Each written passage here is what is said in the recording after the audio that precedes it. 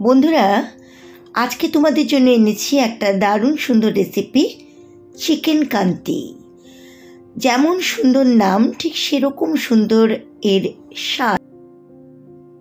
একদম ঘরোয়া উপকরণে তৈরি রান্নাটা।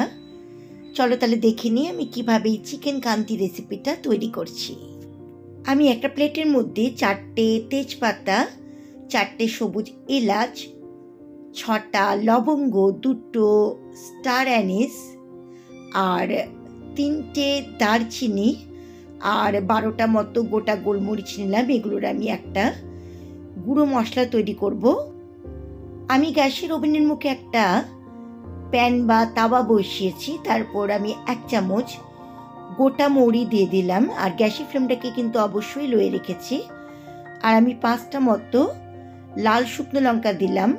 যদি তোমাদের কাছে কাশ্মীরি মির্চ থাকে তাহলে এটা খুব ভালো হয়, কিন্তু আমার কাছে ছিল না, তাই আমি লাল শুকনো লঙ্কাই দিলাম। এবার আমি সবকটা গোটা মশলা যেগুলো আমি দেখিয়েছিলাম সেগুলো দিয়ে দিলাম এর মধ্যে। লো ফ্লেমে আমি 1 থেকে 1.5 মিনিট মতো খুব ভালো করে নাড়াচাড়া করে নেব, যতক্ষণ না এগুলো থেকে একটা সুন্দর সুগন্ধ বেরিয়ে আসছে ততক্ষণ আমি নাড়াচাড়া করে ভেজে নেব শুকনো এই তাওয়ার মধ্যে। 1.5 মিনিট বাদে আমি গ্যাসের ফ্লেমটাকে অফ করে দিয়ে এগুলো অন্য একটা পাত্রে ঢেলে নিয়ে ঠান্ডা করে তারপর মিক্সিং জারে পাউডার করব। গ্যাসের ওভেনের মুখে একটা কড়াই বসিয়ে আমি 3 চামচ মতো সাদা তেল বা রিফাইন্ড অয়েল নিয়ে গরম করে নিচ্ছি।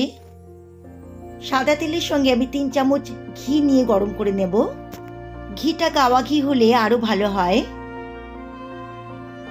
সাদা তেলটা গরম হয়ে গেলে আমি খুব ভালো করে খুন্তি দিয়ে এই কড়াইয়ের চারদিকে লাগিয়ে নিচ্ছি।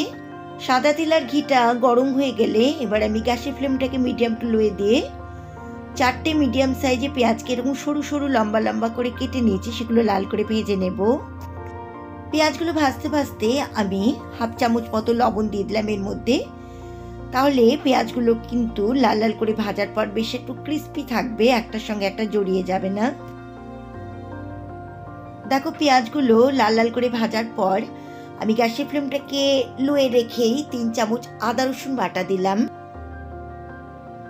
আদা রসুন বাটাটাকে খুব ভালো করে পেঁয়াজের সঙ্গে আমি ততক্ষণ কষাবো যতক্ষণ না আদা রসুনের কাঁচা গন্ধ চলে যায় আর তেল ছাড়তে শুরু করে। দেখো আদা রসুন বাটাটা খুব সুন্দর করে কষানো হয়েছে, তেল ছাড়তে শুরু করেছে আর কাঁচা গন্ধটাও আদা রসুনের চলে গেছে। এবার আমি 1 চা চামচ মতো লাল লঙ্কার গুঁড়ো দিলাম আর 1 চামচ মতো কাশ্মীরি লাল লঙ্কার গুঁড়ো দিলাম রং হওয়ার জন্য। সমস্ত উপকরণগুলো আমি খুব ভালো করে লো ফ্লেমে আরও 1 মিনিট মতো কষিয়ে নেব। খেয়াল রাখতে হবে যাতে নিচে লেগে না যায় মশলাটা। খুব ভালো করে মশলাটা কষানো হয়ে গেছে। এবার আমি গ্যাসের ফ্লেমটাকে মিডিয়ামে দিয়ে দিয়েছি। 1 কিলো চিকেন বা মুরগির মাংসকে আমি খুব ভালো করে বড় বড় পিস করে নিয়ে বারবার জল দিয়ে ধুয়ে নিয়েছি। দিয়ে সেই চিকেনের পিসগুলো বা টুকরোগুলোকে আমি মশলার সঙ্গে দিয়ে দিচ্ছি। মিডিয়াম ফ্লেমে সমস্ত চিকেনের টুকরোগুলোকে মশলার সঙ্গে আমি 4 মিনিট মতো খুব ভালো করে কষিয়ে নেব।